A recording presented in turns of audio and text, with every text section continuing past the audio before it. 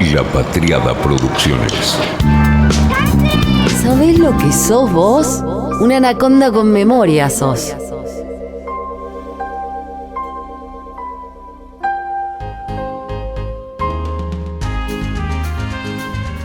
Brasil. Ganó Lula y celebramos. Pero, ¿cómo ganó? El panorama y el diagnóstico lo hicimos. Fue tal cual. Concordia o muerte a ritmo de samba. El Anaconda 135 de hace menos de un mes sigue estando ahí y sigue estando ahí. Lula recorrió iglesia por iglesia, se definió contra el aborto, ni una vez dijo lofer, se hizo tiktokero, desideologizó todo y propuso dialogar con el neoliberalismo y con la bancada de la bala mientras seguía siendo Lula. Un equilibrista para comer todo lo que pudiera del medio. Y el Lula digital. Todo el abanico comunicacional, desde lo más institucionalista, con Fernando Henrique Cardoso, pasando por el tiktokero con los anteojitos de estrellas, el Lula Skywalker, hasta el anfitrión de Spaces en Twitter. Aplausos para Andrés Janones, y obvio para Lula que escuchó. Todos los especialistas sostienen, incluso los que trabajan en la campaña de Bolsonaro, que el diputado reelecto Andrés Janones y su artillería digital contra el presidente Bolsonaro fueron más que efectivos y pusieron al candidato a la reelección siempre a la defensiva en esta segunda vuelta. Al punto de que el equipo legal de Bolsonaro llamó al Tribunal Superior Electoral para que se eliminaran publicaciones de las redes de Janones. Janones es el gurú digital de la campaña de Lula. Fue el que hizo que Lula escuchara y que los miembros del PT se dieran cuenta de la relevancia de ese espacio. Fue el responsable de darle dinamismo a las redes sociales de Lula. No suelo hacer esto, pero acá vale para no cansar. En la descripción de este episodio te dejo el link de algo especial que hice sobre este personaje y sobre el proceso del Lula digital y el recorrido de ese territorio. Dato, ya sabemos, no mata relato. Tan es así que acá algunos siguen necios con la idea de que las redes no importan. Y es más, dicen que no importaron en esta elección. ¿Dónde viven? ¿Qué leen? ¿Por qué les gusta tanto ese encierro? Yo sigo sin comprender y la verdad creo que ya no tiene mucho sentido seguir dedicándole tiempo y energías a ese interrogante. Allá ellos. Lula escuchó y se dejó ayudar. En este link están los datos por si alguien quiere dejar el capricho e ir a buscarlos. Lula hizo todo lo contrario de lo que hacen muchos y muchas acá, cuando caen en una campaña nostálgica de un país que terminó, un país del que le hablan a pibes y ellos se miran, porque lo que conocen no tiene nada que ver con eso que mencionan esos que hablan. Una retórica de las efemérides. ¿Y el pasado inmediato cuándo? ¿Y la última década desde 2013, 2012 a hoy? ¿Cuándo? Luiz Inácio Lula da Silva tendrá su tercer mandato como presidente de Brasil después de ganar las elecciones más apretadas desde la redemocratización. Lo eligieron más de 60 millones de personas, el 50.90% de los votos válidos. El actual mandatario, Jair Bolsonaro, obtuvo el 49,10% de las voluntades en esta segunda vuelta, escribe Nicolás Cabrera en Non Cuba News. Aprovecho el evento, dice, para intentar hablar con algún policía. Sus opiniones me obsesionan porque su protagonismo político aumenta. En esta elección, el número de candidatos de las fuerzas de seguridad aumentó un 27% en relación a 2018. Se eligieron 48 nuevos diputados policías y militares. Se autodenominan la bancada de la bala. Hacen de los fierros su emblema y de la mano dura su ley. Para ellos, el único bandido bueno es el bandido muerto. A los policías y militares hay que sumarle las milicias. Son grupos paraestatales que desde la ilegalidad cobran coimas, abastecen servicios y regulan delitos. Junto a los policías y militares, son la principal base de apoyo de Bolsonaro. La periodista argentina Mariana Moyano, gracias Nico, número 1 absoluto a la hora de pensar Brasil, yo te cito, vos me citás y entramos en un Moebius de cita y a mucha honra, ya explicó cómo Lula entendió el lenguaje digital. No es poca cosa para hacerle frente a un candidato que le lleva millones de seguidores de ventaja. El Twitter del ex sindicalista contaba 5.6 millones de seguidores. El del ex militar llegaba a 9.7. En Instagram la diferencia es peor. 10.5 millones contra 24.6. No hablamos solo de números, describimos audiencias, propagadores y formadores de sentido común. Y mucho de ello macerado al calor de las más bajas fake news. Para esa segunda vuelta el equipo de Lula no solo aumentó presencia y multiplicó contenidos, también entró al barro. Explicó, por ejemplo, por qué no iba a legalizar el aborto y a despenalizar las drogas. 2 pecados imperdonables para esta sociedad brasilera que por momentos roza la teocracia. Hasta desmintió sus irrisorias vinculaciones con el crimen organizado y sus supuestos pactos con el diablo. Pablo Semán escribió en Panamá también estos días. Ateniéndonos al análisis riguroso de los números exclusivamente, nos perdemos lo más objetivo del proceso en curso, el deterioro progresivo de lo que aquí llamamos régimen constitucional. Y esto no debe perderse de vista, porque los bolsonarismos, que mucho más que un partido electoral, configuran una corriente social potente, regresiva y al mismo tiempo revolucionaria, han avanzado hasta establecerse como una parte extensa de las sociedades latinoamericanas, en las que imponen su agenda gobierne quien gobierne. De este hecho, no debemos esperar mucho más que el alivio que produce el amainar de la tormenta.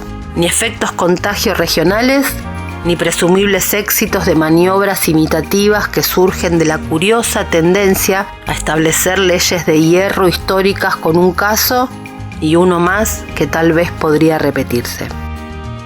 Le escribo a Semán y le cuento. Ayer entrevisté a los pibes de Menem de la Universidad de Itela. Ese fenómeno me tiene de lo más curiosa.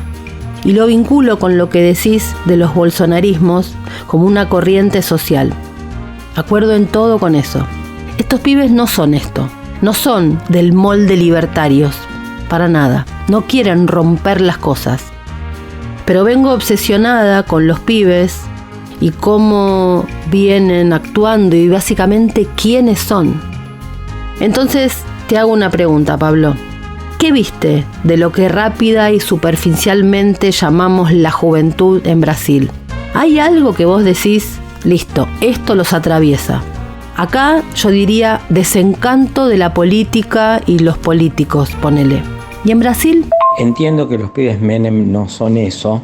También lo que veo es lo siguiente. Primero, que es un periodo de cambios muy veloces en la subjetividad política, no solo de los jóvenes. Yo entiendo por los jóvenes cada vez más los sub-25, aunque la demografía social los pone en los 30, pero yo creo que aparte esos cambios son muy rápidos.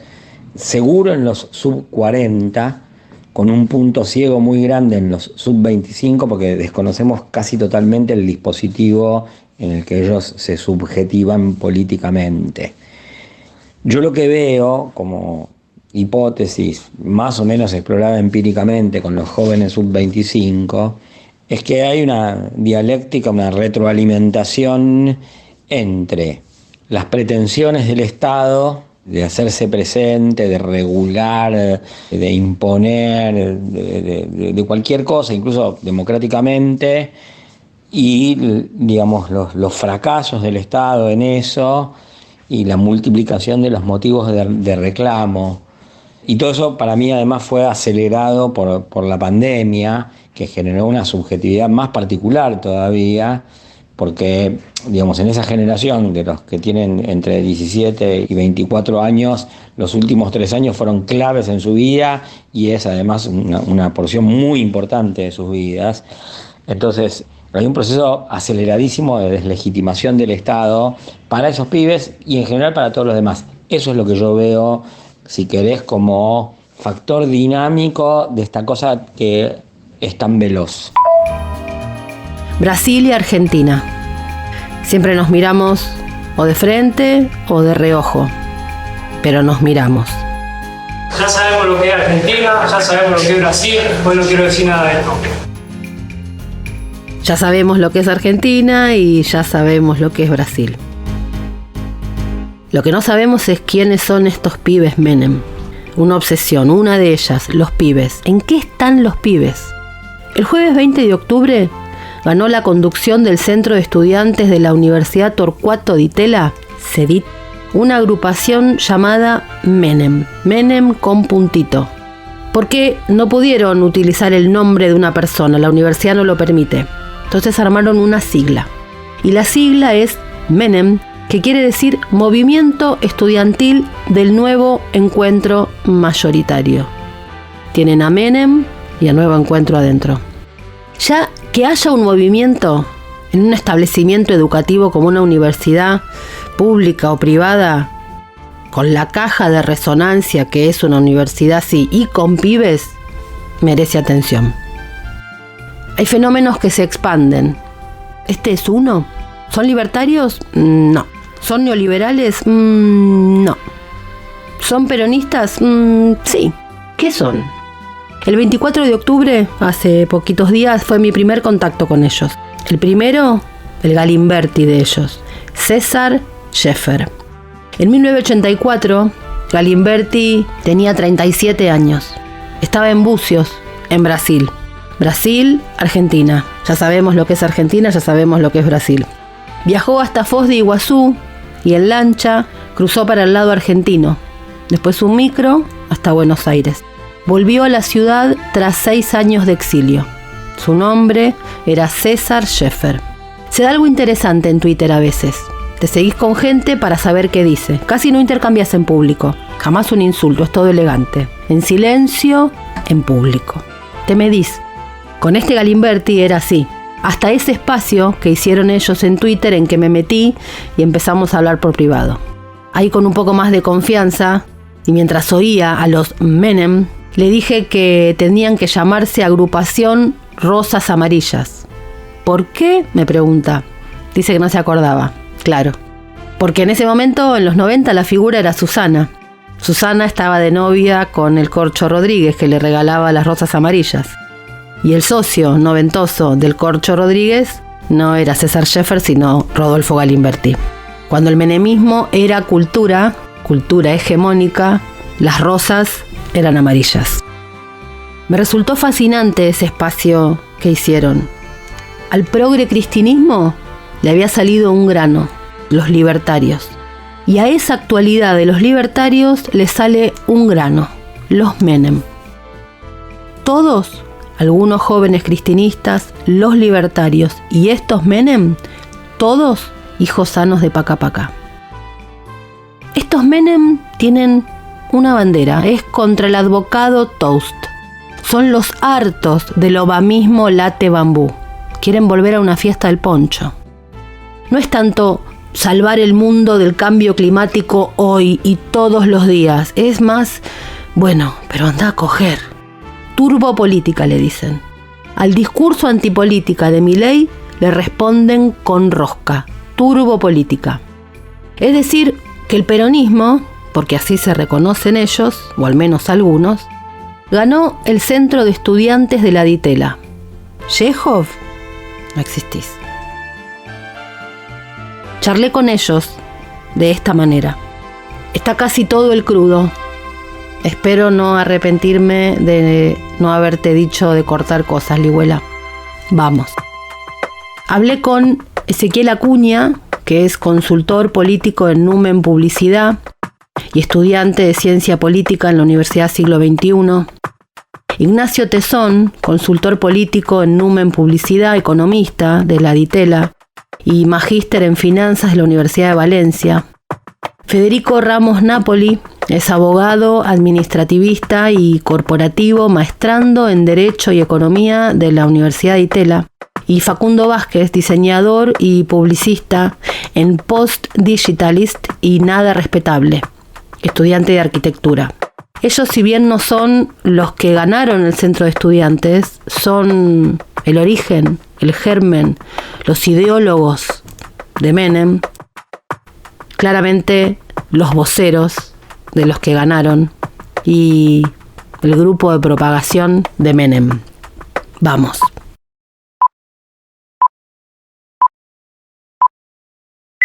Bueno, lo primero que les quiero decir es algo que voy a decir en el podcast, pero como es una entrevista, se los quiero decir a ustedes para que cuando escuchen lo que digo no quede como cuando se corta el entrevistado y se dice la opinión, viste que esas cosas quedan espantosas.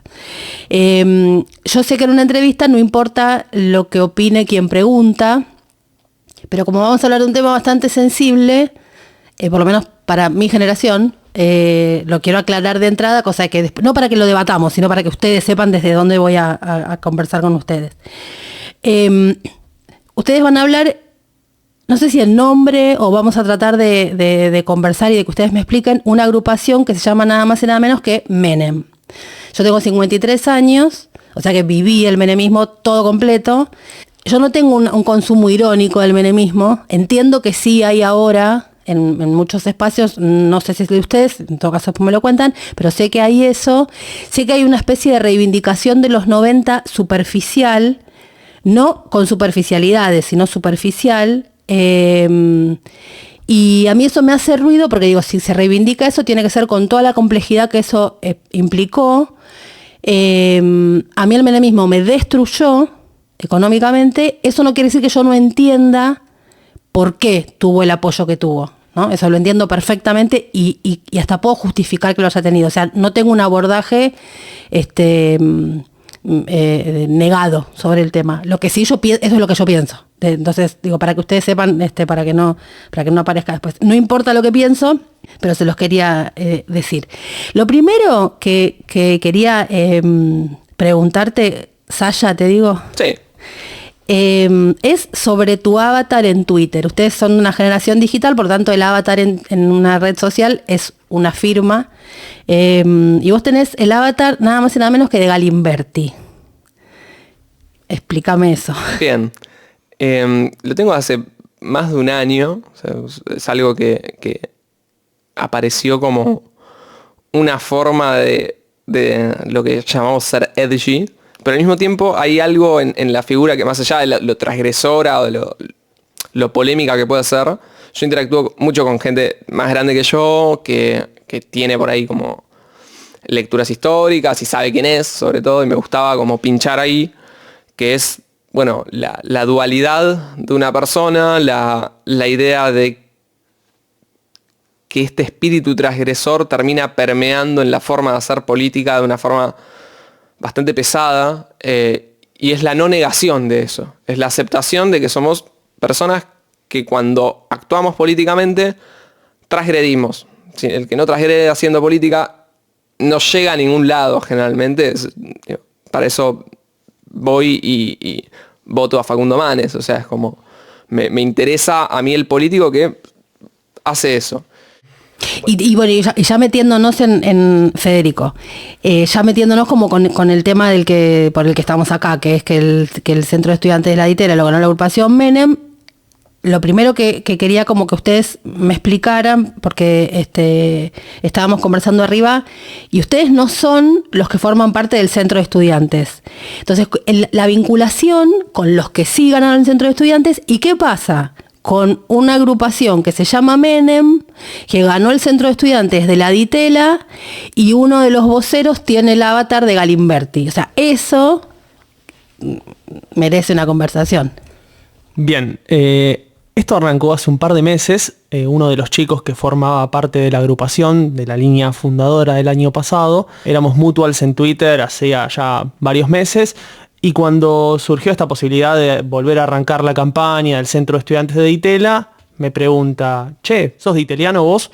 Y ahí yo le dije, mirá, sí, estoy en Ditela, pero estoy haciendo una maestría en Ditela. No tengo absolutamente nada que ver con la carrera de grado, con lo cual no puedo ser candidato a nada. Si los puedo dar una mano en algo, me copa darles una mano, o sea, no tengo problema.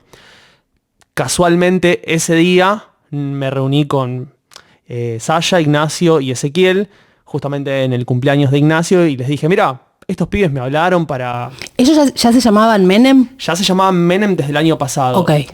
O sea, ustedes se acercan a ellos cuando ellos ya eran Menem. Ellos se acercan a nosotros. Ellos se acercan Bueno, claro, a nosotros. pero digo, ustedes llegan a ellos cuando ellos ya eran Menem. Claro, sí, Eran sí. 3 personas que habían competido el año pasado, habían quedado segundos.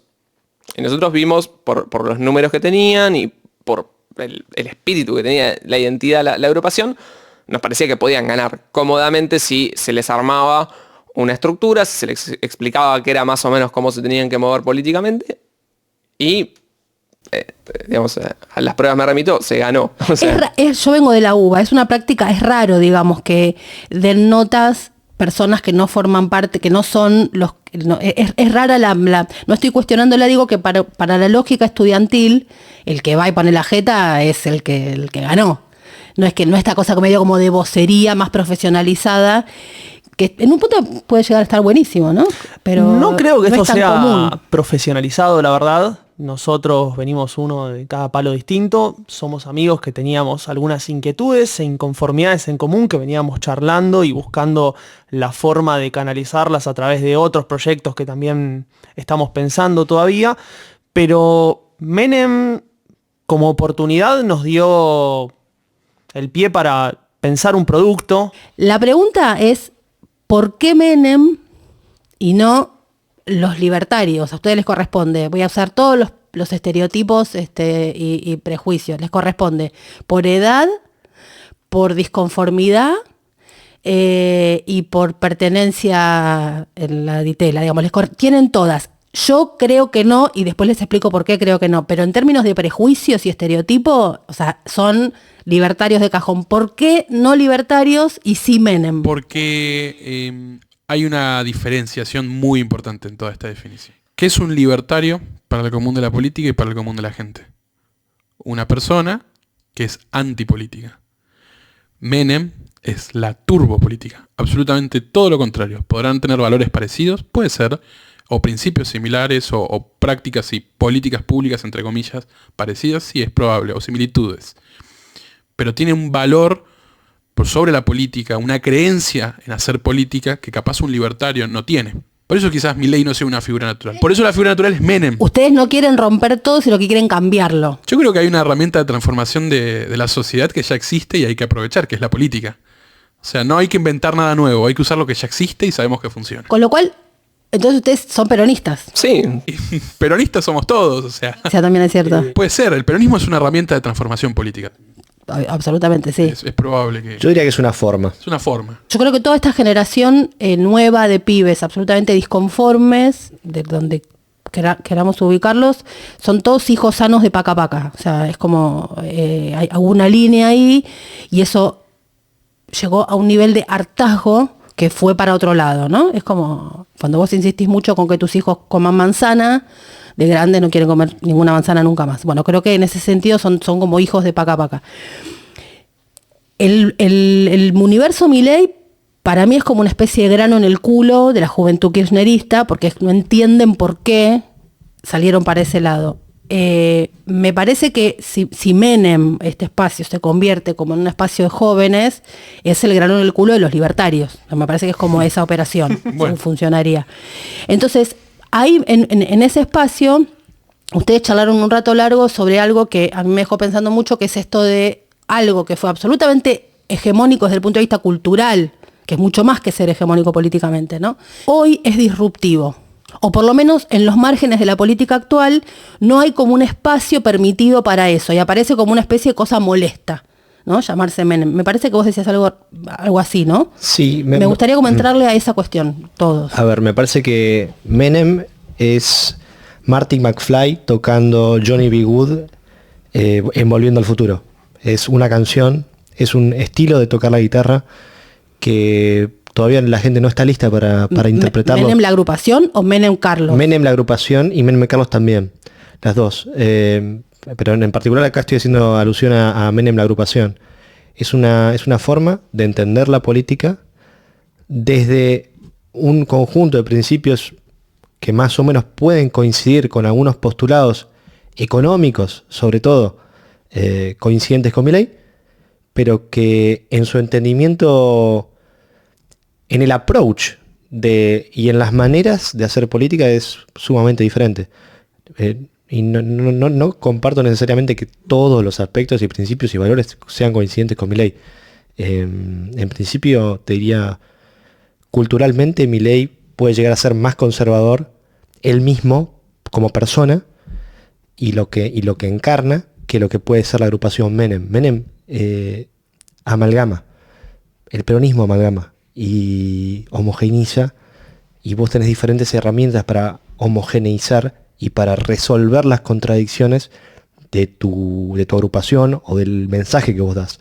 En el caso de Menem, nosotros elegimos homogeneizar y resolver las contradicciones que puedan surgir mediante memética, mediante identidades visuales que se pueden repetir, mediante alusiones históricas, mediante eslogans y frases cortas que te ayudan a resolver problemas cuando vos tenés contradicciones internas y externas también.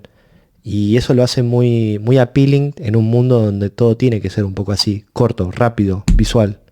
Sí, eso también, eso lo tiene la publicidad. En cambio, déjame, en cambio Milei trata de ser supuestamente académico y fracasa en el intento. Claro, sí, ahí lo que vos decís, el tema que quiere ser académico, hay un tema con los libros. Perdón, hay una cosa que quisiera aclarar. No es que sea una agrupación anti-Milei, ni mucho menos. De hecho, los chicos reivindican, y nosotros creo que también reivindicamos, el aporte que hace Milei a la política en ese sentido, y esa reivindicación que no hace casi ningún político, o que no hacían antes de que apareciera Milei. O sea, eso es un punto importante a aclarar. Ustedes con el vínculo con Menem Carlos, ¿qué relación tienen? ¿Generacional? No, nula. En todos 94 ¿no? Para adelante, o sea. Yo soy 2003, así que la única, o sea, una renuncia de balotaje nomás. Claro. O sea que la relación de ustedes es histórica, no es... sí, es totalmente histórica. Es la demonización, de hecho. Sí. Demonizante de la figura.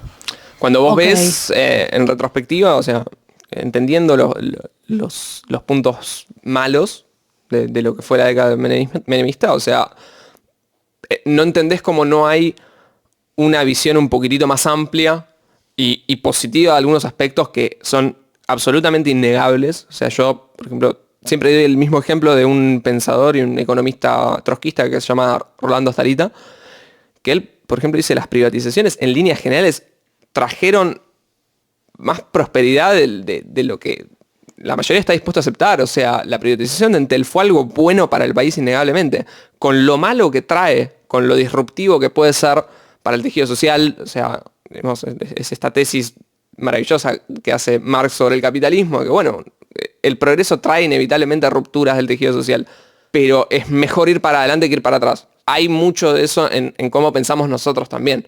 O sea, es mejor ir para adelante que ir para atrás. Tomémoslo como disparador lo que voy a decir, o simplemente como intercambio en una conversación. Para mí, quienes tienen una... De hecho, hay gente que llama menemato, ¿no? Al menemismo. Eso es rarísimo porque hay una idea de la cosa del régimen, ¿no? Cuando uno dice el mato es como un régimen. Menemismo es una característica cultural. El peronismo, o sea, como una cultural, digo en el sentido de Gramsci, ¿no? Como una cosa de lógica más. Y esa puede ser una discusión más de patas cortas, me parece, si lo bueno, malo, podemos estar horas diciendo bueno, malo. Es más el interés en ir a buscarlo que porque lo defiendo. Es como el disparador fue eso, ver que nadie podía reconocer lo bueno de ahí. Y una cosita que te agrego a eso. Hay un montón de factores demonizantes que en la campaña se reconvirtió en su significante. La pizza con champán era una crítica al menemismo. Y eso se adoptó y se reformuló para que sea algo positivo y que sea también una forma de... Pero una crítica gorila. Claro, obvio. Sí. No era una crítica... lo que, digamos, el menemismo tiene una cosa que tiene... Yo soy peronista. Sí. Entonces, yo el paquete lo agarro completo, con la AAA, con Femenit, con Menem, viene todo completo. Y después veo con qué, pero el paquete viene todo completo. Los que hacen no, porque yo soy kirchnerista de no sé cuánto, no sé qué, bueno, son todos gorilas que vinieron después. Genial, maravilloso, pero ese pensamiento es básicamente gorila. Bien. Lo que tiene el menemismo, que es como la parte más peronista del menemismo, es su rol de plastilina. ¿No? El peronismo es plastilina. Entonces, si Menem privatiza todo asumiendo en 2003, yo creo que es un criminal. Asumiendo la presidencia en 1989, ¿qué otra cosa vas a hacer? Si se acababa de caer el muro de Berlín. O sea, Bueno, ¿qué más vas a hacer? Que esa todo el discusión- mundo iba para allá. Entonces, yo no quiero entrar en lo bueno y lo malo. Lo que quiero entrar es como la cosa del contexto. Diste el pie fundamental. Es el posicionamiento ante esa discusión. Es decir, nos gusta, a nosotros cuatro y generacionalmente, nos gusta estar del lado de, bueno, ¿y qué? ¿Qué más ibas a hacer? Digamos, en un contexto donde la centroizquierda en general no sabe qué carajo hacer, me parece mucho más útil decir, partamos desde acá, desde un tipo que asumió un quilombo y dijo, bueno, vamos a hacer esto, no queda otra. No importa, después vemos, pero hay que hacerlo. Pero con pruebas encima, o sea, un estudio previo, un Se hizo análisis, más o menos que bien. A la política le falta hoy. Hoy no hay planes de gobierno. Hoy es un vamos viendo. Y ni siquiera es un buen vamos viendo, porque tampoco terminan escuchando a la gente en lo que realmente quiere o necesita. Ojo, no digo que la gente sepa qué es lo que quiere y necesita, pero no hay, la política en general no está viendo ni siquiera un nivel de escucha a la ciudadanía. Se escuchan a ellos solos, se escuchan a su panza. Dos cosas que no quiero dejar pasar porque aparecieron mucho en el espacio. Lo escuché todo y lo grabé y lo volví a escuchar y, o sea, hice los deberes. Una cosa es el tema de, no me acuerdo quién era que decía de ustedes en el espacio, el tema de los puentes. Usaron mucho la palabra puentes, tender puentes, como algo, no me acuerdo quién fue y por qué bien salió ese tema, pero lo dijeron mucho. No sé si tienen algo pensado sobre eso, cómo... Sí. De base, creo que lo que este grupo siente es que la política nos necesita. Necesita gente que tenga una mirada un poco más audaz, un poco menos temerosa a los riesgos. O sea, hay muchos miedos bien fundados, hay grandes problemas políticos, hay grandes problemas de representación, grandes problemas de tocas 2 o 3 variables y se te puede ir todo al carajo, pero eso no puede ser una excusa para la inmovilidad y para no hacer cosas que se tienen que hacer desde la política, como formar cuadros, como tener políticas a largo plazo, como tener agenda propia desde los partidos políticos. Y nosotros queremos eso. O sea, en algún punto es una posición casi reaccionaria de la política, es decir, queremos volver a la política de antes. Pero es la política bien entendida, no la política de focus group. No la política Ni la de- viciada, ni la corrupta, o sea. Y frente a eso, Bueno, nosotros muchas veces con el decimos... menemismo va a haber un problema con la No, corrupción. bueno, pero a ver. A mí mi problema nunca fue con la corrupción, Hay- sino el problema corrupta- del aparato cor- productivo. Pero corrupta, bueno, eso es- corrupta consigo mismo, o sea, te corrompes a vos mismo. Menem tenía un ideal del cual tampoco se salió, o sea, hay una fundamentación y hay no a la corrupción, sino a su plan de gobierno. igual o sea, está bien, no es una hay un, no es una no, excusa que quiero a mí decir, me no hay un entiende. cambio por cambiar, porque bueno, ya está, o sea. Se murió con las botas puestas en Claro. cuanto a su programa económico y Eso. su programa político. Me parece que va un poco... Menem es Caballo también, ¿no? Sí, Digo, sí. Caballo sería como el puente entre Milei y hoy. Menem es Caballo, pero Caballo no hubiera sido Caballo sin Menem, me parece. Claro. Eso, No, eso es por importante. supuesto. Siempre la Y política en base quedó a esto- evidenciado cuando se postuló en el 99, o sea. No, con De la Rúa. No, Y con De la Rúa ¿no? también. Pero el punto ahí también es ver la realidad política de hoy como un gran equilibrio de Nash en el cual todos están perdiendo, pero nadie quiere hacer nada para dejar de perder porque va a perder un poquitito más. Entonces, en esa lógica, nosotros vemos en Menem un tipo que en 1989 agarró, tenía un quilombo terrible, no dio pie con bola durante 2 años y recién en el 91, con esta cuestión de la transgresión, la audacia o llamarlo como quieras, ordenó las cosas. El orden, ¿cómo te puedo decir? La posibilidad de proyectar, la estabilidad es un factor que nuestra generación, por lo menos quienes alcanzaron la adultez en los últimos 10, 15 años, no conoce en la Argentina. Y un poco ver en los 90, más allá de todos los problemas sobre el aparato productivo, sobre el pico de desempleo que hubo y un montón de otros problemas que no los negamos, al contrario, discutimos, pero así como discutimos las cosas malas, también discutimos las cosas buenas que parecieran haberse fumado del discurso tanto político como histórico. Pero retomando esa cuestión de lo que pasó en el 91 y por qué nosotros anhelamos que Argentina se dé la piña, la pase mal de alguna forma, para después pasarla bien. Yo cumplí 18 años en el 2012. Desde ese momento hasta ahora, todos los años, el año que viene se va toda la mierda. No pasó, nunca se fue toda la mierda. Y sin embargo, estamos en un profundo vórtice descendente en el cual estamos cada vez peor, pero no lo suficientemente peor como para que esté todo mal. Bueno, pero ahí hay una explicación. Y esa sí es una explicación generacional. Y estoy convencida de esto que voy a decir. Y es que Argentina se fue a la mierda. Claro. Se fue a la mierda y fue terrible cuando se fue a la mierda. Y ahí hay algo que tomo lo que vos decías del tema de volver a la política de antes. Lo que impidió que no se fuera más a la mierda fue la política en el sentido más tradicional, y es que está bien, hubo 5 presidentes en una semana, pero nunca no hubo un presidente. Claro, no hubo acefalía. Nunca. La institucionalidad, o sea, hubo 3 cosas estables. La institucionalidad, el sueldo de la UBA y en pesos, y los sueldos de Aníbal Ibarra, jefe de gobierno. Son las únicas 3 cosas que se mantuvieron. Todo lo demás se cayó. Perdón, ¿por qué Aníbal Ibarra? Él era jefe de gobierno, claro. Y el 1 de mes, la plata, el aguinaldo estuvo depositado el 22 de diciembre de 2001. Ah, ese dato no lo tenía yo. Una pregunta, la institucionalidad.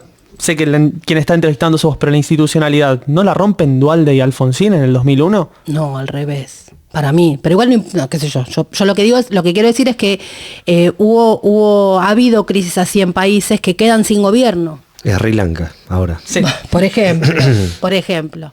Y ahí había otros en otros, digamos, acá no pasó. En el momento uno no se dio cuenta, no es que estábamos comiéndonos los gases de la policía diciendo, ay, bueno, menos mal que la institucionalidad. No, eso lo vemos después. Pero la Argentina se fue a la mierda. Entonces a mí me parece que una de las partes más valiosas de la Argentina, yo soy una persona muy orgullosa de mi país, muy orgullosa de mi país. Entre otras cosas porque juzgamos genocidas, por una cantidad de cosas, pero además porque nos fuimos a la mierda y hay un esfuerzo colectivo de eso no va a volver a pasar. Eso no va a pasar más. Pasarán una cantidad de cosas, pero eso del 19 y 20 no pasa más. Bueno, y eso creo que es un mérito de todos, no de los políticos, es un mérito de todos nosotros. Ahí se nos llena el culo de preguntas. Yo no estoy tan seguro de que sea así. En un futuro no muy lejano. Si las cosas... No, bueno, pero yo estoy hablando claro, de... que las cosas siguen empeorando. Sí. Yo, por eso, lo que te decía anteriormente, de la política nos necesita, es un punto porque no sé si están conscientes del punto ciego que están generando, porque mientras no hay crisis institucional, nadie tiene la necesidad de hacerse estas preguntas. Entonces, en una crisis institucional, ¿hay gobierno hoy? ¿Cómo está armado el loteo del poder? Digo, lo que empezó a pasar a partir de las pasos pasadas, o sea, de renuncias, y a quién le preguntamos, ¿quién está al mando? Hoy, ¿quién es el presidente? Son fuertes preguntas y son duras. Sí, claro, pero yo entiendo que el lugar tampoco es para hablarlo. No, claro. Pero entendés que es un problema. No, volviendo a Menem es una simplificación a todo el sistema. Claro. O sea, simplificamos las cosas, muchachos. Hagamos las cosas así, así y así. O sea, y vamos para adelante, todo despega. La otra cosa que ustedes dedicaron mucho tiempo en el espacio es al tema de criticar, me parece, por lo menos yo entendí así, corríjanme, criticar mucho el discurso pro-globalización. Sí. ¿Cómo es Menem con una crítica a la pro-globalización? ¿Cómo es? No es a la globalización, es a los globalistas. A ver. No es lo mismo. Y tomo las palabras de Trump en la ONU. Hay no, pero creo que es lo correcto. O sea, él lo define muy bien y de hecho se le ríen. Creo que fue en esa conferencia la que Alemania se le reía a Trump por lo de la política energética, etc. Y él tiene un montón de definiciones como esta. No es un problema de que hay que no estar conectados. Nadie dice que Argentina tiene que ser la Unión Soviética o ser aislacionista. No. Pero hay determinadas políticas, hay determinadas agendas que no son propias de la cultura argentina. ¿Y por qué los argentinos tenemos que ser sometidos a ella? Por ejemplo, el consumo de carne. Claro. Porque hay literalmente lobby y hay llegada institucional y hay políticas públicas, decretos, leyes para decir no se tiene que comer carne. Claro. Tipo, hay un ministro el que día de adhiere los a eso. vegetales, no sé. Es un problema. El en ambientalismo Argentina. exacerbado también. O sea, el problema es una discusión con lo que Nancy Fraser llama el neoliberalismo conservador, el progresismo conservador, o el progresismo neoliberal, digamos. Es eso. Sí. Sí. No con la globalización en términos de Netanyahu, no. Es inevitable que, o sea, a menos que seamos todos Norcorea, que es un problema también, pero lo otro va a traer aparejado una Norcorea, porque la reacción a eso siempre es cerrarse totalmente. Porque llega un punto donde una sociedad no puede coexistir con la contradicción de tener todos sus consumos culturales, todas sus ideas, todos sus proyectos tijereteados por una agenda que adopta una tecnocracia. O sea, es un problema. Quieren desarraigar al concepto de nación. Okay. Gente que no quiere que exista la nación. Esto es algo, no es una teoría conspirativa, hay literatura al respecto. Digamos, es un problema la soberanía. ¿A cuánto están, a años luz o a 15 minutos, de los discursos más duros que terminan siendo también teorías conspirativas, con, no sé, la OMS, o ustedes están cerca de eso, lejos de ¿Cómo? eso? Sí. No, porque en este universo del trumpismo, viste que algunos son más seriotes, otros se van. Creo que vamos a coincidir en el tema de que no podemos hacerle caso al 100% a lo que diga un organismo supranacional, pero tampoco hay que desconocer los organismos de cooperación multilateral. O sea, no hay un problema con las relaciones internacionales. El problema es que hay que hacer relaciones internacionales realistas, con políticas realistas, en base a las necesidades y los estatus actuales de los países, básicamente. Las relaciones internacionales tienen que ser una política de Estado, Claro. pero las políticas de Estado no pueden venir netamente de organismos multilaterales. Ahí es donde nosotros vemos que hay un enforcement constante de determinadas cuestiones y hay casos súper interesantes para analizar. No es solamente el argentino, Nigeria y su matriz productiva, que desde Europa le están diciendo, che, no podés hacer para desarrollarte lo que nosotros hicimos durante 200 años. Lo tenés que hacer bajo los estándares que yo pude alcanzar después de hacer todo pelota durante 200 años, por ejemplo. Lo que pasa es que en los 90 pasó eso acá. En los 90 fue así acá. Para mí eso es algo que yo le critico a Menem. Okay. Fue demasiado concesionista. Dio demasiadas concesiones en materia exterior. Era lo que se podía No hacer. estoy criticando, juro que lo hago desde... Quiero entender, de verdad. Yo jodo porque el otro día salió el tema con los chicos de Menem también. Alguien pasó como una gacetilla de un evento de gente que es mucho más conservadora que nosotros, el palo del seineldinismo. Yo los jodía con que la única persona que puede sintetizar menemismo y seineldinismo soy yo. Yo entiendo que eso fue un problema de Menem. A fines de los 90, Seineldin y Luis Zamora, en un montón de... estaban absolutamente de acuerdo. Y pareció Seineldin era kirchnerista. Pero claro, por eso No, pero yo a veces me piden esta explicación. Yo digo, la política lamentablemente a veces te pide cosas. Pero sí. Y en su momento a Menem le pidió eso. Pero creo que hoy es momento de otra cosa. Perfecto. La diferencia es el momento histórico. Sí. Menem es un fenómeno neoliberal en su máxima expresión en el momento del fin de la historia, en el fin y la caída de la Unión Soviética, en el momento donde el americanismo era el must. Y se unió a ese conjunto de países que estaban yendo en esa dirección. Y le sirvió. Argentina fue perfectamente recibida por el Fondo Monetario Internacional. El mismo Menem fue recibido por la Cámara Baja de los Estados Unidos. Por G20. Cuando se creó el G20, justamente. Somos parte del G20 gracias a la integración que creó Menem. El Mercosur, o sea, hubo una integración incluso regional en un proceso liderado por una Argentina que en ese momento tenía una matriz productiva mucho más diversificada y donde las materias primas no eran tanta parte, digamos, de las exportaciones. Y sí, las manufacturas eran un componente más importante que se importaban a la región, sobre todo a Latinoamérica. Y eso no cambió con Menem. Eso es una de las grandes mentiras, pero no importa. El punto es que son momentos históricos. Y en este momento histórico lo que está pasando es que están cambiando las aguas en contra de las mismas corrientes que en los 90 tenían esa prevalencia. Entonces, por ejemplo, tenés el ascenso de China, tenés una Rusia que amenaza otra vez el mundo occidental o las naciones de la OTAN, Y vos tenés una OTAN y un Occidente que se dedican sobre todo a armar un conjunto de agendas culturales que la verdad no tienen nada que ver con el eje sur del planeta Tierra. O sea, ¿qué tiene que ver el eje sur y las naciones que vivimos en el sur del hemisferio del planeta con ese tipo de agendas? Absolutamente nada. Y tenés estas nuevas corrientes internacionales que favorecen la creación de nuevos paradigmas. Trump es un nuevo paradigma, es el rompimiento del viejo paradigma. Vos podés ir en contra del nuevo paradigma si vos querés un tiempo, pero es innegable que la influencia de Trump o la influencia de Jair Bolsonaro o la influencia de Benjamin Netanyahu, que acaba de volver al país, de volver al poder el mismo día de hoy, se rompió. Al contrario, o sea, es más fuerte, y dentro de 6 días van a ser las elecciones de medio término en los Estados Unidos y los republicanos van a arrasar, y la mayoría de esos republicanos son pro Trump. En ese caso... Perdón, y Menem, nuestro Menem, digamos, la agrupación Menem, es un mínimo espacio, un gránulo de disidencia en una arena gigante en el Sahara de otra oferta, y por eso es tan importante. Nosotros hasta hace muy poquito tiempo, 10, 12 años, vivíamos en un mundo, incluso ya caído el muro de Berlín, un mundo que seguía siendo bastante binario, ¿no?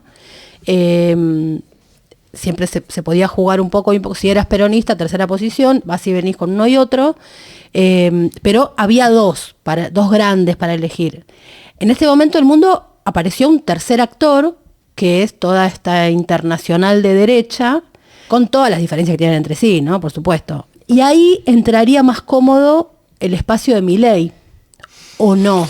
Ahí me gustaría que ustedes me expliquen cómo ustedes y comparado con dónde entran a jugar. Bueno, desde nuestro granito de arena, como decía Nacho, que es Menem. No, ustedes hagan de cuenta que son un partido político que está para ganar las elecciones, no importa. Bien, pero el punto es, nosotros buscamos no ser una posición caída del mapa, como lo es hoy Milei desde la antipolítica.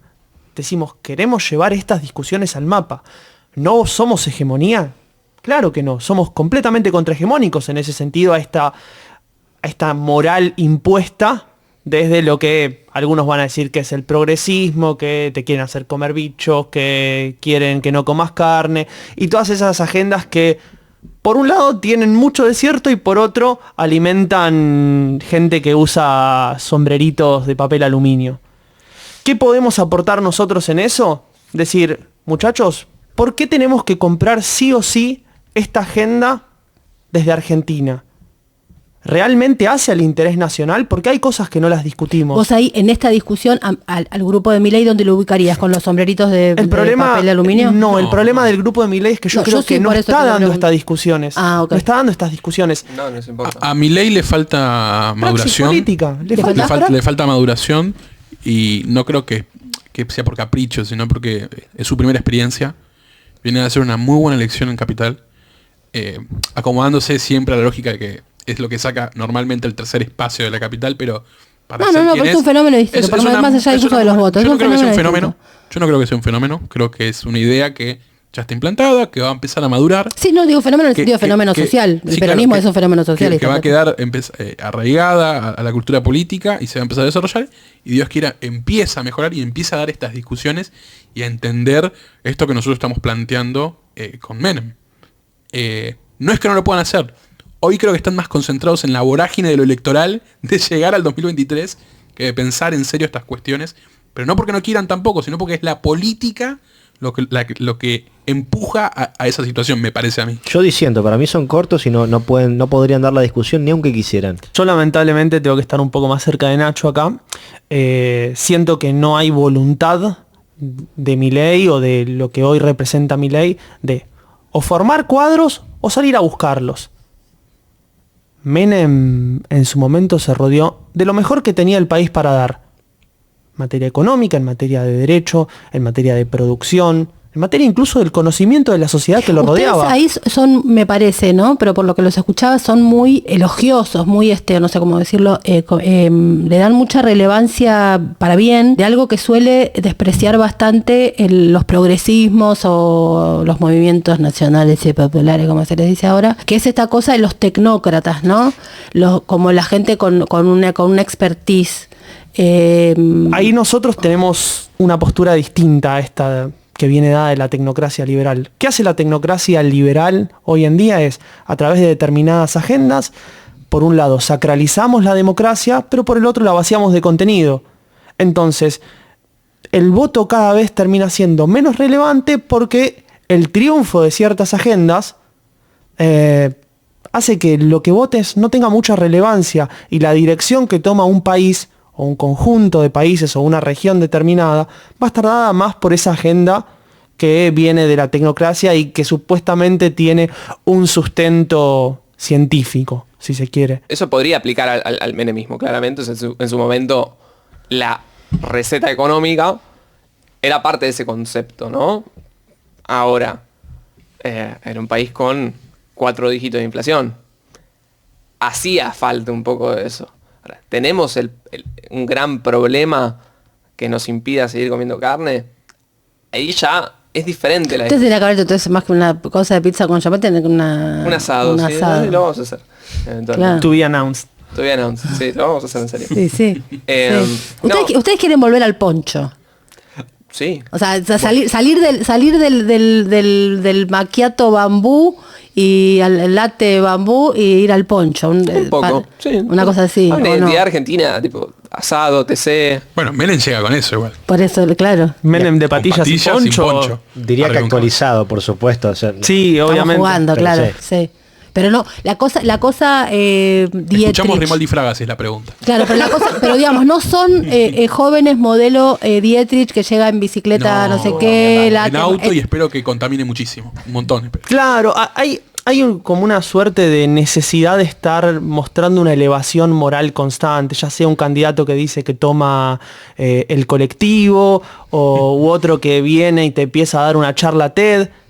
No importa eso, a ver. Ahí es donde terminaron, me parece, a mí no sé si ustedes comparten eso, que fue como el núcleo del inicio de la desilusión en el mundo, ¿no? Que es cuando lo supuestamente de derecha y lo supuestamente de izquierda termina compartiendo una matriz, bueno, la más grave es la punitivista, y después toda una cosa de una especie de mundo natural que desilusiona a los yanquis del medio del país que se quedaron sin trabajo porque cerraron toda la industria del carbón, y a nosotros en el conurbano porque yo no puedo mirar a un tipo y ustedes no pueden mirar a una mina, el otro tipo no puede, nadie puede mirar a nadie porque es cosificado. O sea, entonces una mezcla como de eso me parece que terminó generando.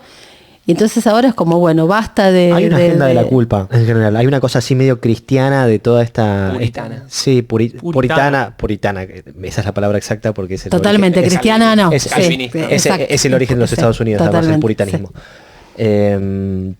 Pero sí, hay una agenda de la culpa, de no puedes mirar a un tipo, ay, no puedo tomar el auto, no me puedo ir en avión, tendría que donar 2 euros más o 300 pesos más para compensar la huella de carbono que le estoy dejando, pero se lo estoy dejando a esta empresa, y esta empresa ¿qué hace con eso? ¿Lo dona? ¿Qué es lo que hace? No hay tampoco no hay trazabilidad de las cosas. Eso es un mundo complejo donde la culpa está a flor de piel. No tengas hijos porque la huella de carbono de un pibe es terrible. El mismo Obama hace poco salió a decir que el Partido Demócrata tiene que dejar de hacer que sus propios candidatos caminen sobre eggshells, sobre cáscaras de huevo, porque si no, no se puede proponer nada, no se puede hacer nada. Y Menem viene a ser un poco esta reivindicación de la frivolidad, de, no hace falta que todo sea culpa. La verdad que si puedes ver una mina, y mirala, ¿cuál es el problema? Capaz te devuelve la mirada. ¿Por qué no podría llegar a ser? ¿Y por qué no te puedes comer un asado? ¿Y por qué no podemos hacer una fiesta? ¿Y por qué tenemos que vivir constantemente indignados con el estado de la realidad de las cosas?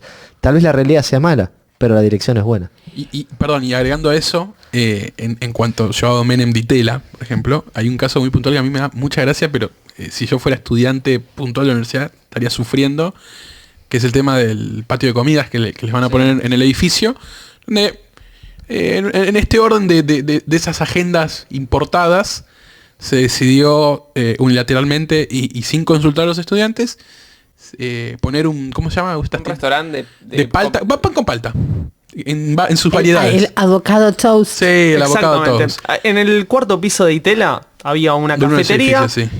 Se cerró, creo que estuvo cerrada por un tiempito ahora, en este año fue, porque hasta principios de este año estaba abierta. Y nada, no sé si se va a concesionar, si la universidad decide qué poner ahí, pero los estudiantes estaban todos más o menos alineados en, che, queremos un lugar donde podemos comer un pedazo de carne barato entre Claro. clase y clase y no pegarle mucha vuelta. Bueno, terminó prevaleciendo esto del avocado toast y el smoothie y alguna cosa Claro, con los pibes, avena. cuando nos lo cuentan estaban, loco, no puede ser, tienen razón ustedes cuando nos dicen, sí, loco, hasta en las pequeñas cosas está. Eso es lo peligroso. Se meten con tu cotidianidad, se meten con tu estilo de vida, se meten con lo que comes, con cómo te vestís, con lo que te gusta, con las películas. Ya no se puede mirar una película sin que no tenga una bajada de línea. O sea, exagerada.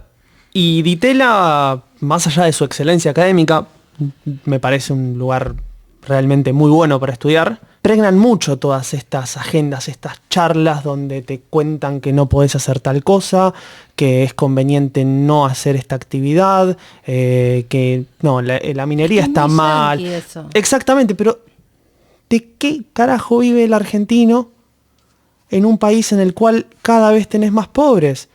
O sea, yo a esa gente le llevaría la fotito de la señora que estaba en Chubut, creo, diciendo la minería es pan, paz y trabajo.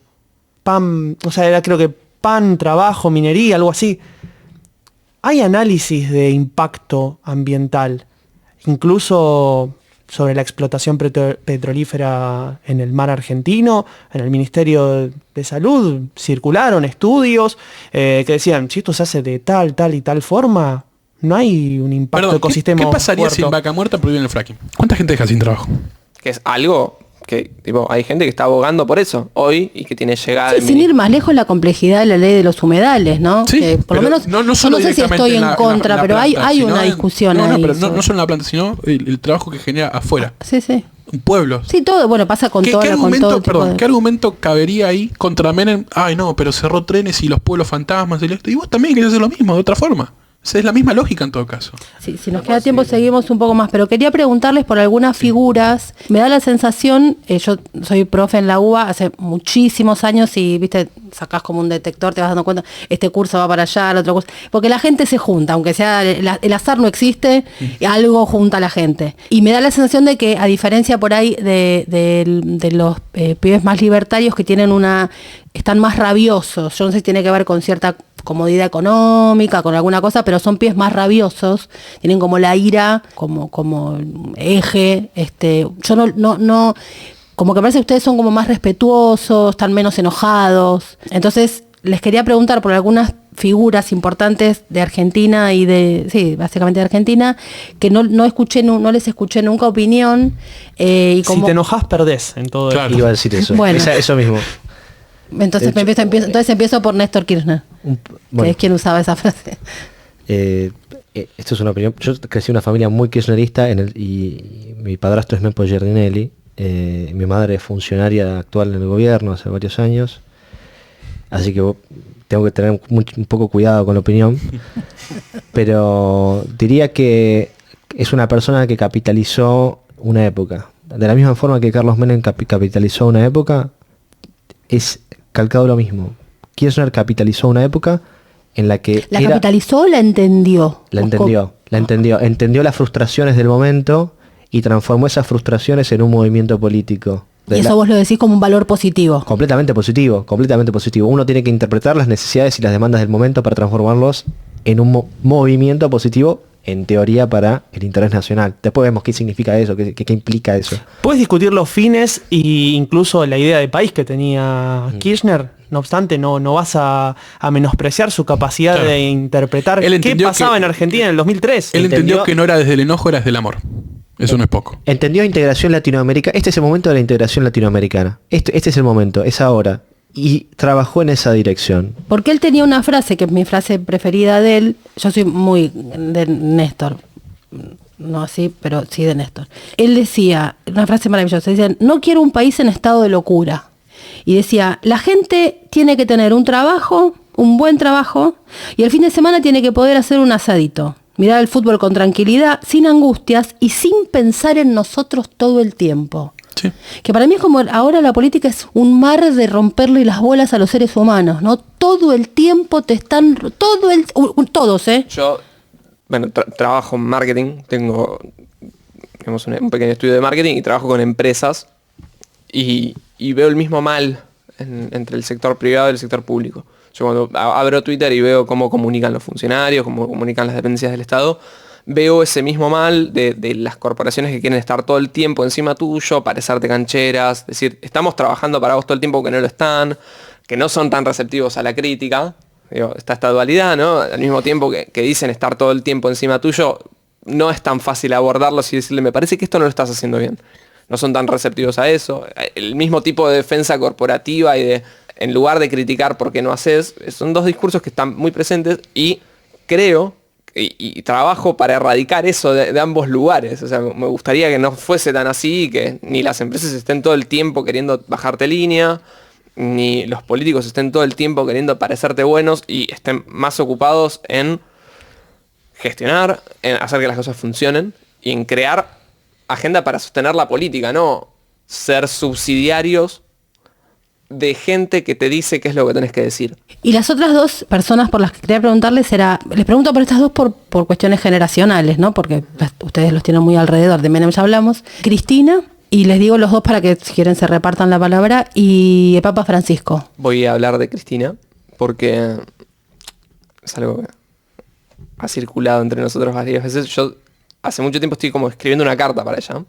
Me gustaría realmente conocerla y charlar algunas cosas porque a mí me parece que es la última llama de la política en algún punto. Es la última persona que entiende eso de la política y creo que su principal error es no haber sabido transferir esa llama. Y me parece que Argentina enfrenta un gran desafío al momento de ver si puede crear a un político de la talla como ella. Eso que estaba con Menem y no con Rucaf, es importantísimo. Hay un tema, yo creo que es algo personal de ella, creo que la muerte de su marido le pegó muy fuerte y creo que no volvió a ser la misma y desvirtuó de alguna manera y pervirtió buena parte de la agenda que su propio marido había tratado de entablarla, digamos, durante los años anteriores, en especial en la segunda presidencia de ella. Cristina interpreta muy mal la época, sobre todo a partir de 2008, 2009 en Argentina. No está a la altura, no entiende lo que está pasando en el continente, no entiende lo que está pasando afuera, no entiende cómo ya se empezaban a ver signos claros del declive europeo, que hoy vemos un continente que es un geriátrico a cielo abierto. Esas cosas hay que empezar a pensarlas un tiempito antes, y así como su rol de prevalencia y ser la cabeza del peronismo durante 15 años, ya 10 años, es indiscutible. ¿Qué pasa después de Cristina? ¿Hay un después de Cristina? ¿Quién va a ser? ¿Qué va a pasar después? Entonces, a veces uno en el peronismo creo que están constantemente esperando el pronunciamiento de Cristina y Cristina no se pronuncia sobre todo. Hay un montón de cosas que le chupan un huevo a Cristina y está bien que eso pase. Pero esta política de raza termina generándole esa dependencia que muchas veces el movimiento no supo solucionar y por eso perdió elecciones y por eso tuvo un gobierno que no gobernó. ¿Y el Papa Francisco? Ahí puedo responder en mi condición de cristiano y de católico. No coincido con la mirada exterminadora hacia el Papa, la gente que dice, no, es un hijo de puta, hay que sacarlo, le hace mal a la iglesia.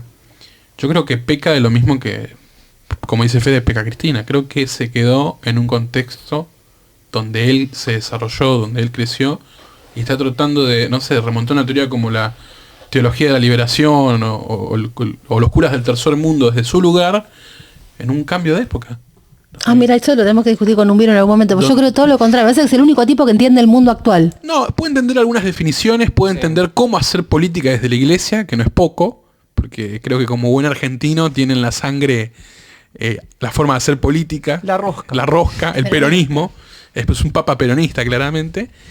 pero que creo que a nivel ideológico no le está aportando algo fuerte a la iglesia, algo que la haga prevalecer. No estoy criticándolo por no ser conservador, pero sí creo que no está ayornándose al contexto al que está viniendo el mundo. Para mí nadie es profeta en su tierra, en especial en la Argentina. Criticamos desde Messi hasta el primer papa argentino. Es una oportunidad histórica desaprovechada que tuvimos. Yo creo que ya es tarde para hablar del Papa Francisco, lamentablemente, pero es una oportunidad que tuvimos. Sí creo, y coincido con Ezequiel, en el hecho de que yo creo que Francisco se plega a esta agenda multilateral por una cuestión de que, no, pero esta debe ser la dirección de las cosas porque esto es lo que es ahora. Entonces, como que es un indicador retrasado del estado de la dirección de las cosas.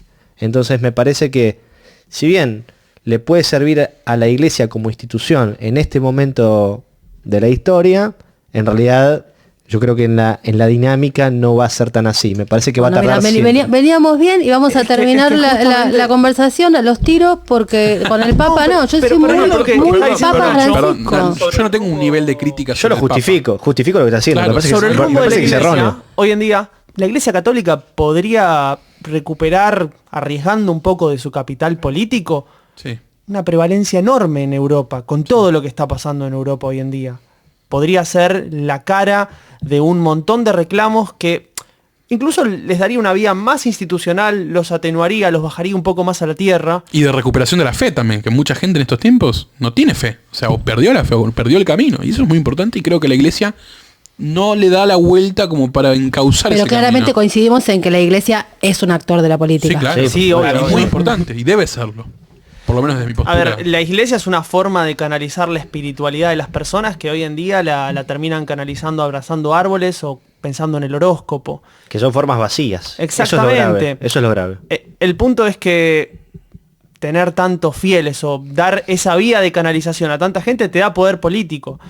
Y el poder lo tenés que usar. Hay algo que siempre... Perdón, para cerrarlo digo, hay algo que siempre hablamos con Nacho. O sea, no importa que el presidente no crea, pero tiene que hacer creer, porque la gente necesita creer en algo.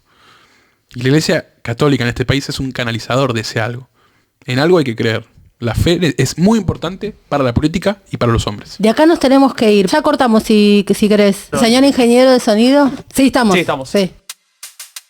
A mí me dejó pensando un rato largo. Me dijeron que podía tratarse de una relectura de Menem. Yo la verdad es que no sé si es una relectura, pero sí hay una pregunta de por qué estos pibes de 20 y pico ven en aquello una contracultura. Y cómo es que eso que fue hegemónico hoy es disruptivo y ergo atractivo. Pasó algo. El sistema del kirchnerismo, cuando era sistema, se lo cargó al menemismo, y bien hecho. Pero en lugar de reconocer que se lo cargaron, es como que el kirchnerismo quedó en el lugar de contrahegemónico, se puso ahí. Y hace rato que no lo es más. Entonces, los pibes no entienden nada. Porque si vos te cargaste a la cultura hegemónica del menemismo, y por eso fuiste un gobierno exitoso durante 10 años, ¿por qué seguís actuando como si no te hubieras cargado eso? ¿Por qué seguís sin entender que eso que vuelve hoy es contra lo hegemónico que sos vos? Hay un renegar del propio éxito contradictorio en el propio discurso. Después de la charla fuimos a Perón a comer. Propusieron ellos. La escena era insólita. Una vez por hora o algo por el estilo, en el restaurante ponen la marcha, la gente canta, obviamente, grita. Algunos cantan la estrofa posterior a la marcha, la de Néstor y Cristina, pocos en esta oportunidad. Ellos cantaron la marcha y gritaban Viva Perón y sacaron una figurita, emulando las del Mundial, una figurita con Menem. Una figurita que dicen que es lo que va a verdaderamente oponerse a Larreta. Desde el peronismo ellos dicen que la oposición a este obamismo late es Menem, el Poncho. Pero antes de esta escena de ir a comer, les hice la pregunta que tenía atragantada. Una pregunta que para mí es de otro plano, en todos los sentidos. Una pregunta hecha en los rincones, sin lo escenografiado. Me interesa su relación privada, personal, generacional, de vida, en paralela con el kirchnerismo. No me sorprendió lo que me dijeron porque fue una ratificación de lo que suponía, pero es fuerte escuchar. Bueno, la pregunta del estribo que quedó es la relación de ustedes con el kirchnerismo, con los gobiernos kirchneristas, de Néstor hasta el 2015, y con Macri si quieren, pero me parece que es menos relevante. Bueno, yo nací en el 2003, entonces crecí con el kirchnerismo y viví con el macrismo. Y lidié con el macrismo también. En mi familia era extremadamente kirchnerista, algunos eran funcionarios, sin embargo, eso no quitó que yo supiera diferenciar lo que creía que estaba bien, lo que estaba mal, pero nací en una casa donde se mamaba mucho el kirchnerismo y se endiosaba. En esa época se miraba 678 todas las noches, se criticaba lo que criticaba 678, se miraba TV Pública, mirábamos Paca Paca, yo miraba Samba, y había como un boom, que no voy a reconocer, el famoso con Cristina estábamos mejor, pero que no creo que fuera tampoco real en comparación con lo que vino después. Con el macrismo estuvimos mal, sí, pero tampoco estábamos mal como lo pintaban. Y en mi casa era como un nivel de mala palabra, ¿me entendés? Entonces crecí con esa cultura del ultra kirchnerismo que me hizo preguntarme en un determinado momento de mi vida si el kirchnerismo era realmente lo que estaba bien. Y bueno, es cuando descubro otras cosas, liberalismo, capitalismo, marxismo, que no estaba en mi inconsciente, o sea, el único que conocía era kirchnerismo y Perón, muy lejanamente, porque ni siquiera eso. Y bueno, nada, creo que de alguna manera tengo las dos visiones de la historia, la pro y la anti. En mi caso, bueno, como te decía, también tengo una familia muy kirchnerista, militante. En mi casa se consumía 678 y también se consumía Capusotto, era TV Pública todo el día. Soy un poco más grande, tengo 27 años, pero de todas maneras me acuerdo de un poco de toda la historia de esos 15 años. ¿Cómo lo viví yo? A título personal, como una constante decadencia. Esa es la realidad. Una persona que es menor de 30 años debe haber vivido ese periodo de esa manera. Entonces, la juventud maravillosa, digamos, yo no la llegué a vivir. Yo no pude mamar el kirchnerismo en su esplendor. Solamente vi decadencia. Y eso es lo mismo que le pasa, estimo, a la mayoría de las personas jóvenes, sub-25, sub-24.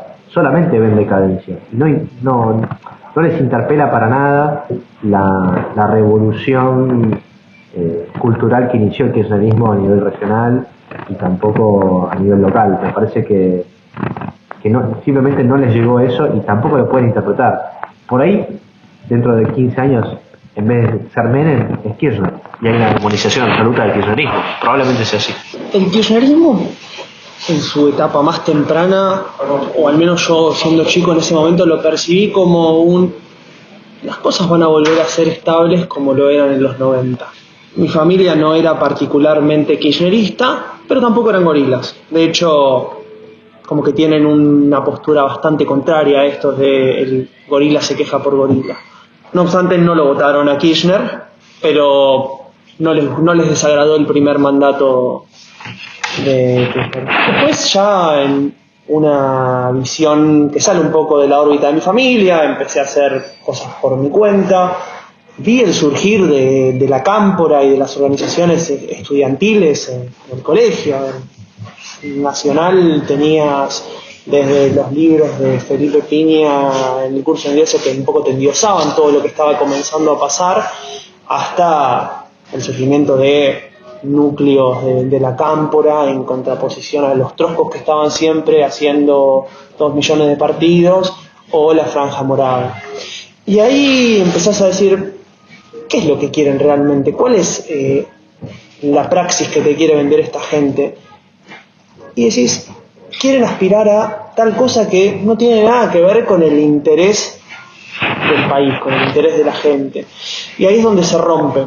Por eso antes yo mencioné esta fecha como el 2008, 2009, el momento en el cual dejan de interpretar lo que pasa y lo que necesita la Argentina.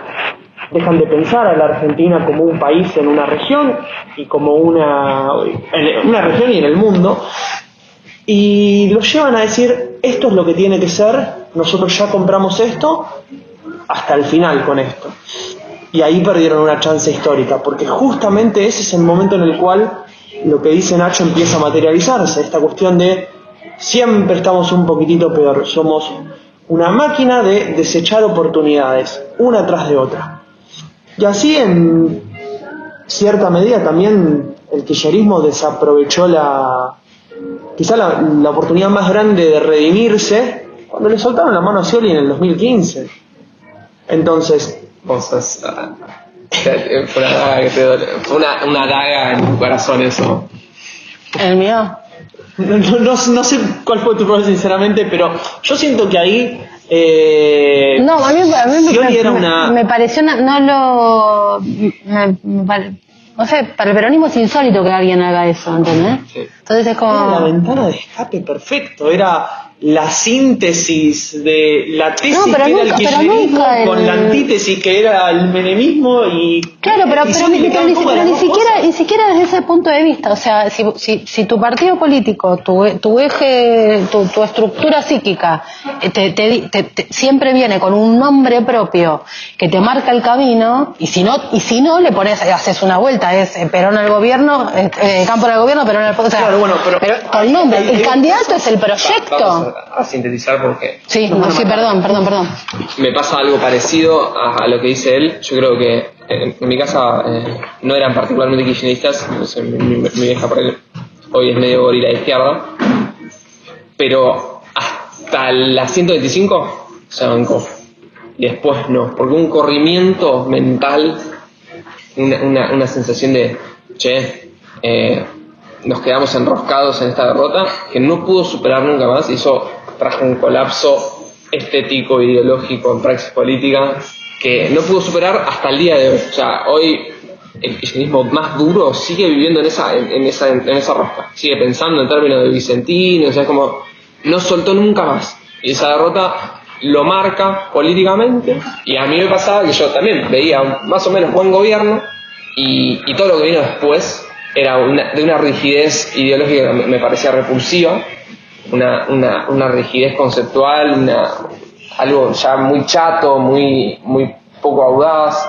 Sí, me gustaban algunas cosas, cierta posición medio nacionalista que siguió teniendo, obviamente que siempre adhería a eso, que me parece como la manera más rescatable que tuvo el kirchnerismo, ¿no? Es decir, siempre tomar las decisiones malas, buenas, lo que sea, pensando en el interés nacional. Eso me parece que no estuvo articulado con una agenda realmente inteligente, y no dejaron que pudiera imbuirse de nuevas ideas, de un poquito más de heterodoxia a la hora de enfrentar los problemas. Esa heterodoxia, para mí, el kirchnerismo en un momento determinado sufre una huida de cuadros muy grande, y después esa huida la termina reemplazando con este núcleo, esta baba gigante de ONGs, organismos, asociaciones, etcétera, y termina volviéndose una bolsa de gatos sin cohesión. La cohesión probablemente es lo más rescatable del peronismo a lo largo de su historia. La capacidad de, a partir de la heterogeneidad de un montón de actores, generar una cohesión en un plan de gobierno y un proyecto. Como dijiste vos antes, tiene que ser el candidato. Estas fueron las respuestas de ellos. Ahora a mí me parece que falta que nosotros abramos las preguntas. Fue una realización de La Patriada Producciones.